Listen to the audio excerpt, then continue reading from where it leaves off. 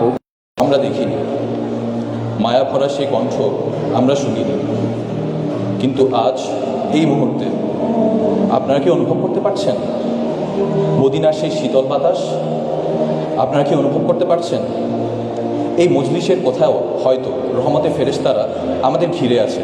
কারণ আজ আমরা এমন একজনের কথা বলতে চলেছি যিনি স্বয়ং বিশ্বজগতের প্রতিপালক আল্লাহ সুবহানাহু ওয়া তাআলা হাবিব।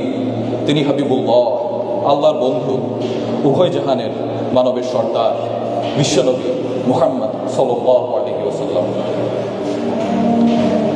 অথচ আজকের এই যান্ত্রিক নগরে আমাদের ব্যস্ততম জীবনে আমরা কি একবারও ভেবেছি কে তিনি?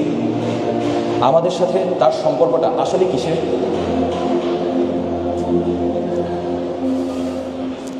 এটা কেবল কোনো নেতার প্রতি কর্মীর ভালোবাসা নয়, এটা কোনো ফ্যান বা ফলোয়ারের ভালোবাসা নয়। এই ভালোবাসা, এই টান রক্তের চেয়েও গভীর, আত্মার চেয়েও আপন। আসুন একটু পিছনে ফিরে যাই 1400 বছর আগের মক্কার ধুলিমলিন পথে। আপনার কি মক্কার অলিগলিতে হাঁটা সেই মানুষটিকে দেখতে পাচ্ছেন, যিনি ছিলেন মক্কার সবচেয়ে সম্ভ্রান্ত বংশের সন্তান? সবাই তাকে আল আমিন বলে বুকে জড়িয়ে ধরতেন। নবুয়তের পর সেই মানুষটি হয়ে গেলেন সবার শত্রু। আপনারা কি দেখতে পাচ্ছেন সেই দিনের দৃশ্য? কাবার চত্বর, সিজদায় পড়ে আছেন বিশ্বনবী সাল্লাল্লাহু আলাইহি ওয়াসাল্লাম নিজ রবের সামনে অবনত। ঠিক সেই মুহূর্তে কুরাইশের এক লোক উটের পচা, গলিত, দুর্গন্ধযুক্ত নারী ভুঁড়ি ছুঁড়ে মারল আল্লাহর হাবিবের পবিত্র পিঠের উপর। কল্পনা করতে পারেন সেই দুর্গন্ধ, সেই ভারী বোঝা? নারী ভুঁড়ির দুর্গন্ধে শ্বাস বন্ধ হয়ে আসছে। ভারে তিনি নড়তে পারছেন না। সেদিন দৌড়ে এসেছিল ছোট্ট মেয়ে ফাতিমা। বাবার পিঠ থেকে ময়লা সরাতে সরাতে ফাতিমা কাঁদছিল। মাথা তুলে মেয়ের চোখের পানি মুছে তিনি বললেন, কেঁদো না মা, আল্লাহ তোমার বাবাকে রক্ষা করবেন।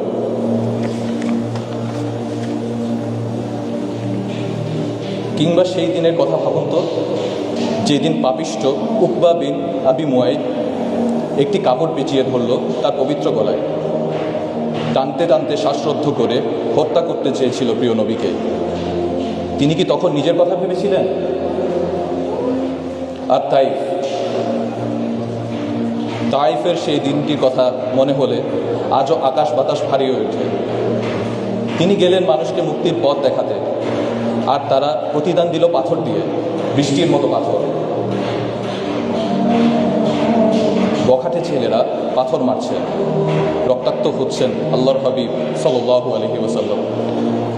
ফিনকি দিয়ে রক্ত বেরোচ্ছে তার পবিত্র দেহ মোবারক থেকে। রক্ত গড়িয়ে গড়িয়ে জুতো পায়ের কাছে জমাট বেঁধে যায়। ব্যথায় বেহুশ হয়ে পড়েন আল্লাহর হাবিব সাল্লাল্লাহু আলাইহি ওয়াসাল্লাম। সেদিন তো পাহাড়ের ফেরেশতারা এসেও বলেছিলেন, হে আল্লাহর রাসূল, হুকুম দিন, এই দুই পাহাড়ের মাঝখানে গিয়ে ধ্বংস করে দেই এই জনপদকে। রক্ত মাখা ছোটে সেদিনও তিনি অভিযোগ করেননি, বলেছিলেন, না, ওরা বুঝতে পারেনি। আমি আশাবাদী হয়তো এদের অনাগত সন্তানরা একদিন আল্লাহকে ডাকবে। তার জন্য ছিল এই রক্ত, কার জন্য এই হাহাকার? শুধুমাত্র আমার জন্য, আপনার জন্য, আমাদের জন্য।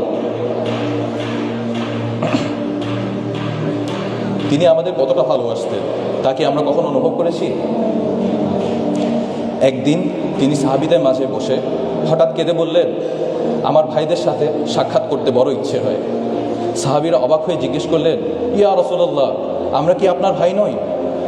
তিনি বললেন, তোমরা তো আমার সাহাবী, আমার ভাই তো তারা যারা পরবর্তীতে আসবে, আমাকে না দেখেও তারা আমার প্রতি ঈমান আনবে। তিনি আমাকে আপনাকে ভাই বলে সম্বোধন করেছেন।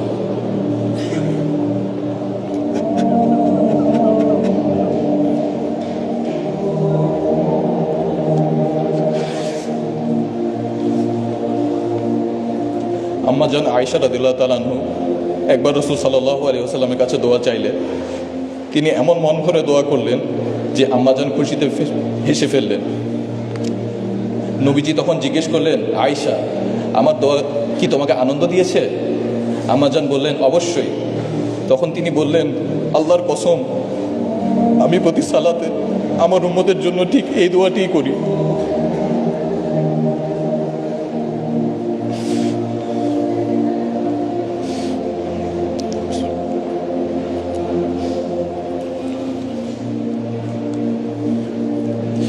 চিন্তা করুন, প্রতি সালাতে তিনি আপনাকে বলেননি 1400 বছর আগে মদিনার নির্জন রাতে যখন সবাই ঘুমিয়ে, তখন একজন মানুষের চোখ ভিজে যেত আপনার ফিকিরে।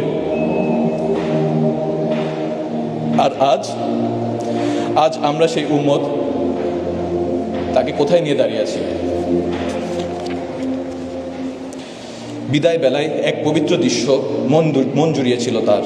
হযরত আবু বকর রাদিয়াল্লাহু তাআলা আনহু এর ইমামতিতে সাহাবীরা সালাত আদায় করছেন, আর তিনি পর্দার আড়াল থেকে এই দৃশ্য দেখে মুচকি হাসছেন। তার প্রশান্তি ছিল, আমার উম্মত একতাবদ্ধ, আমার উম্মত আল্লাহর পানে রুকু সিজদায় অবনত। কিন্তু আজ যদি রাসূল সাল্লাল্লাহু আলাইহি ওয়াসাল্লাম ফিরে আসতেন, যদি তিনি দেখতেন তার সেই আদরের উম্মতের মসজিদগুলো আজ ফজরের সময় খালি পড়ে থাকে, যদি তিনি দেখতেন তার ভাইয়েরা আজ অশ্লীলতায় মত্ত, যেই উম্মতের জন্য তিনি উহুদে রক্ত ঝরিয়েছে, সেই মানুষেরা আজ সামান্য দুনিয়ার লোভে মিথ্যা বলে, ধোঁকা দেয়।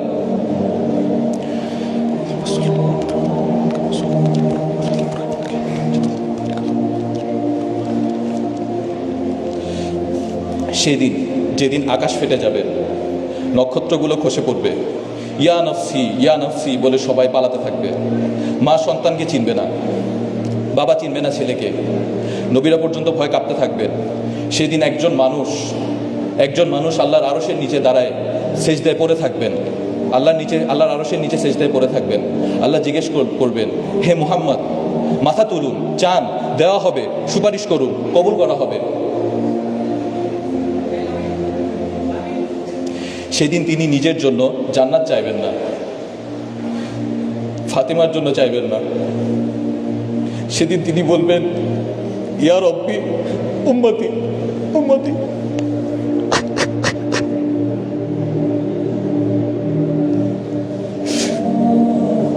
হে আল্লাহ, আমার উম্মত। যিনি আমার জন্য হাসরের মাঠেও কাঁদবেন। কেমন করে আমরা সেই নবীর সুন্নাতকে অবজ্ঞা করি? কেমন করে সেই নবীর কলিজায় আঘাত দিয়ে পাপাচারে লিপ্ত হই? আমরা কি বড় বেশি অকৃতজ্ঞ নই?